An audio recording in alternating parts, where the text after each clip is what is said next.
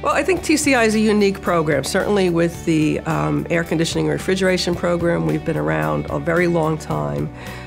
It has the added benefit of having an associate's degree connected to it. They know that we have labs that are full of equipment that is real life equipment. We have mini chillers, we have window air conditioning units, we have what you would find in your typical supermarket, and we have them on site.